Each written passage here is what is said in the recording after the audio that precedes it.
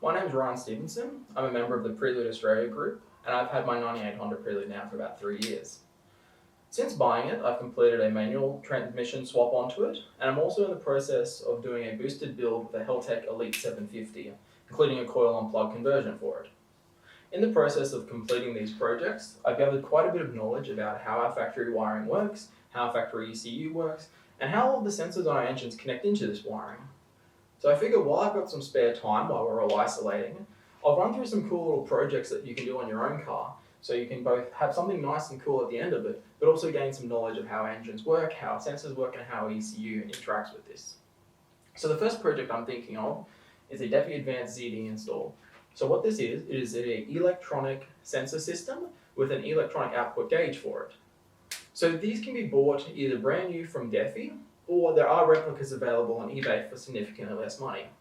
If you do go with the replica approach, which is what I did, expect the sensors that you're getting to not be of the quality that's to be expected if you buy a proper system.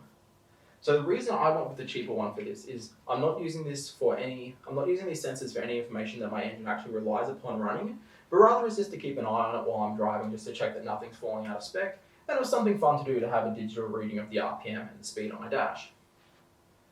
So what you'll get in this system is there'll be a voltage sensor, water temperature sensor, oil pressure and oil temperature sensors, connection into your air-fuel ratio reading, RPM and your vehicle speed, fuel pressure, your boost or vacuum reading, depending on whether you have a naturally aspirated car, which will be pulling a vacuum when it's driving, or a boosted engine, which is having an increase in intake pressure after having forced induction. And then we'll have also an exhaust gas temperature sensor. So with these, the ones with blue lines running next to them, they're wired directly into the factory ECU. So I'll run through the connectors and the wiring on that, on how to complete that. And the red sensors are actually installed either onto the engine themselves or onto adapter fittings, and then run directly back into a control box which comes with the Defi system. The fuel pressure and exhaust gas temperature sensors do actually require some fabrication to install, but the fuel pressure sensor, which you can actually do, is there's an end plate on the factory rail that comes off with two 10mm bolts. You can drill and tap that with an MPT thread, just using tools you find at your hardware store, and you can install it there.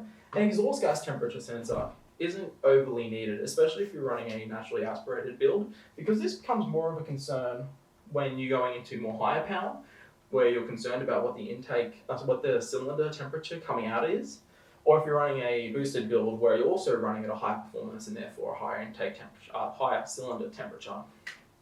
So we're not going to really worry about that one during the series. I will talk about it, how it's wired in and whatnot, and some theory behind it, but we'll be mainly focusing on these sensors. So ideally, what I plan on doing is running through and talking about what each one of these readings mean, how it relates to your engine's health and performance, and then how it's actually connected in and wired in so that you can follow along and do the same. So obviously I don't have my car with me here in my apartment, so this will be more theory-based, but I do have the workshop manuals with me. I've completed this project myself, and I have all the supporting documentation needed to run through it. And I have a little whiteboard, so I can draw drawings on how to do it. Ideally, this will be focused on teaching you about the fundamental wiring and the fundamentals of our car's operation, rather than specifically focusing on this one small section. It's not going to be, this is the wire you need, this is the connector you need to connect these wires. We'll talk about in a general purpose sense what is actually coming from this connector, what each wire means on it, and how it interacts with other systems. So it's going to be a more broad, overarching view of our cars.